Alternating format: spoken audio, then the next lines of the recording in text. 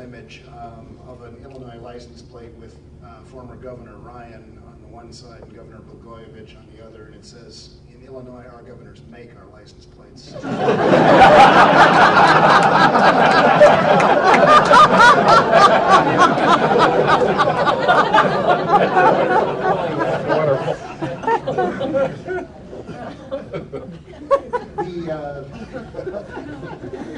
The U.S. Senator from Illinois who picked up the idea thought that the land grant idea, this concept for these universities would succeed better if a senator from a populist eastern state, a more populated eastern state, picked up the idea. So Justin Morrill from Vermont picked up the legislation and carried it.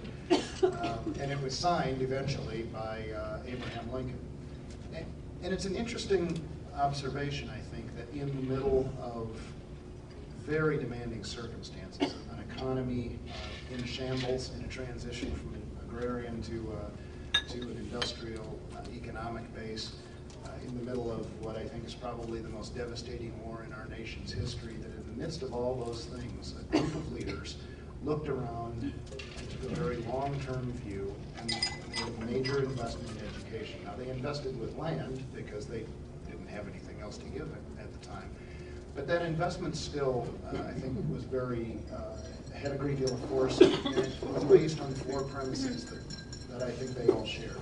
The first premise was that they needed, for this experiment in democracy to work, an educated citizenry. Not just educated voters, but educated people to serve as leaders in local government, in state government, in federal government, in community organizations. And all of them here, I think, represent what they were hoping for when they looked into the role that educated citizens would play. The second supposition that they had was that for the economy to work, and they knew they were in the midst of economic change, who knew what the future economy was going to look like? But for it to work, be adaptable to change, and to work across the great physical expanse of America, they really needed an educated workforce, and one that wasn't isolated in certain areas, but one that really populated the country. The third supposition they had was that given the vast space of America, they really needed for that fabric of our society to be strengthened by having a critical mass of teachers, doctors, lawyers, other professionals in all of our communities, not just in large urban areas. And to make those first 3 suppositions become true, they had a fourth, which was the way to fund this was for all of us to chip in. That a little bit of our tax dollars would turn around and generate in those other 3 areas, an educated citizens, and a critical mass of professionals in our community, and an educated workforce. To each of us would be returned far, far more than what we would have chipped in our taxes. I think that mission, educational access, and what it provides to all of us as a greater good to our society is every bit as alive, as vibrant, as compelling today as it was when Lincoln signed that legislation. If you have a mission that's relevant as an organization, the next question is, do you have the right strategic plan to move forward on that mission? And we have been blessed at the university by having a great governing board. We've had extraordinarily talented and experienced individuals who have been willing to guide us, to push us, to make us stretch, to share their vision with us. And I think out of that has come a strategic plan that really helps us move forward. I'll share a quick aside. One of Pat's colleagues on our board the other day, after I was making that comment about the talents of our board members, came up to me afterwards and said, well, but you should put that in context. We volunteer for a job managing a $750 million state asset in tough economic times in a highly politicized environment for no pay. How bright can we actually be? That comment notwithstanding, we've been served very well by the experience and the commitment of these people who have served Colorado and Colorado State University on our governing boards. If you have the mission and if you have the plan, the next step is the people, and I believe that our institution has that. We have a very talented and experienced group of deans, vice presidents, and department chairs. We have an extraordinarily talented faculty, a faculty that By one measurement, a very competitive measurement, external research funding, which is the hardest, most competitive dollars to get. Colorado State University on a per faculty member basis has the most productive faculty within the state of Colorado, and it's within the very top institutions in the nation, within the top 5 of universities without a medical school. It's a faculty that I'm extraordinarily proud to be a part of. We've got a very talented, dedicated group of students who work very hard every day and who push us to equal the level of commitment that they have. We have a staff that's very committed to the improvement of the institution, and we have alumni and supporters literally across the state, nation, and globe that really are very strongly supportive and are out there battling for our institution. And I think if you have a mission, a plan, and the people, you have all the ingredients to be successful, and I think you can see that reflected in Colorado State University.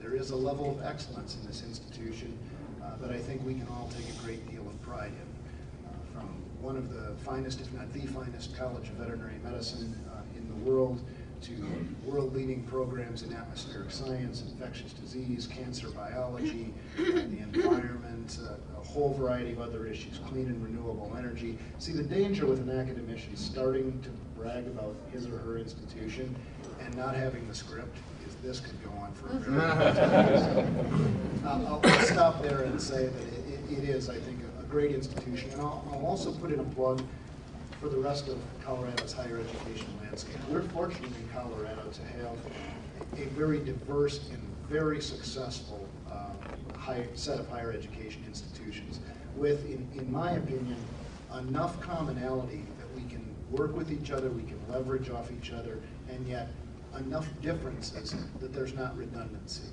And I think what you're starting to see coming out of our institutions is a real understanding that we need to work more productively together on behalf of Colorado, and I certainly look forward to joining my colleagues in doing that. We also have our challenges. We need, especially in this age, to be more accountable to the public, to demonstrate that we are good stewards of public trust. We need to be transparent in our actions, and we need to be very accountable for those actions. I think we need to pay attention to our roots and to our heritage. I think we have an opportunity in an upcoming dean search to really strengthen and help our College of Agricultural Sciences, which is historically a very, very strong program. We have the opportunity to help it take another step forward and really be one of the finest colleges of agriculture in the United States and in the world. We have to pay attention to our outreach functions. I think that there are challenges right now for our agricultural experiment stations, our cooperative extension service sites.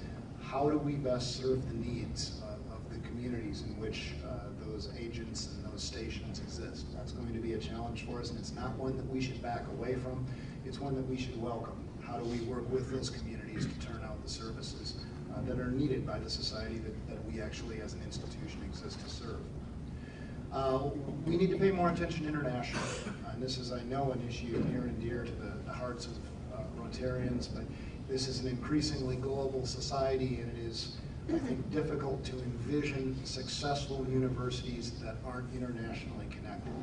I think with our hire of Jim Cooney from Harvard University, who headed the Weatherhead Center for International Studies there for many years, we've taken a great step forward. Jim has developed an award-winning, national award-winning plan for internationalization, and I think you can look for great things from Colorado State in the area of internationalization, but we have to actually go out now and execute on that plan and actually accomplish those things. And we do have financial challenges. Certainly that doesn't make us unique within the state of Colorado, within the nation, or clearly in this day and age within our globe.